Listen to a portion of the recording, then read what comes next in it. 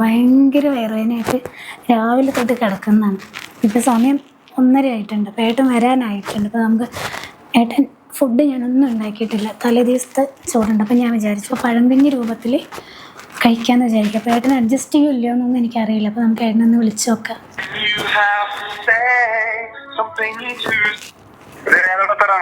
എവിടെ ഏട്ടാ? ഇന്നലത്തെ ചോറുണ്ടേ, പഴയ ചോറേ, പഴങ്കഞ്ഞിയായിട്ട് നമുക്ക് കഴിച്ചാലോ? കേടൊന്നുമില്ല. ഞാൻ ഫ്രിഡ്ജിൽ വെച്ച നല്ല ചോറാണ്. അപ്പൊ നമുക്ക് മോരൊക്കെ വെച്ച് ചമ്മന്തിയൊക്കെ അരച്ചിട്ട് നമുക്ക് കഴിച്ചാലോ? കുഴപ്പമില്ലല്ലോ? വയ്യ, എനിക്ക് വയറുവേദനയാണേ. അഡ്ജസ്റ്റ് ചെയ്യോ? ഇപ്പൊ വരുമോ? അപ്പൊ ശരി.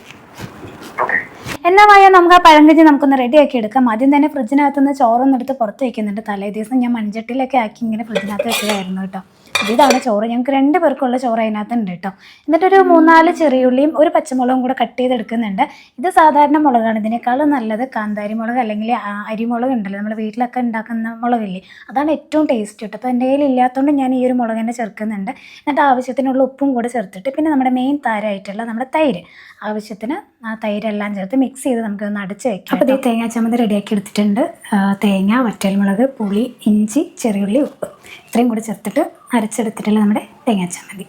ഇനിയിപ്പോൾ മുട്ടയും കൂടെ ഒന്ന് പൊരിച്ചെടുക്കാനുണ്ട്. അതിനായിട്ടുള്ള സവാളയും പച്ചമുളകൊക്കെ തന്നെ ഒന്ന് അരിഞ്ഞെടുക്കുന്നുണ്ട്. അതിലേക്കൊരു 2 മുട്ട ചേർക്കുന്നുണ്ട്. ഉപ്പും കൂടെ ചേർത്ത് നന്നായിട്ട് മിക്സ് ചെയ്തതിന് ശേഷം പാൻ വെച്ചിട്ട് അതിലേക്ക് വെളിച്ചെണ്ണ ഒഴിച്ചിട്ട് ഇതിലേക്ക് കുറച്ചൊരു നുള്ള കടുക് ചേർക്കുന്നുണ്ട്.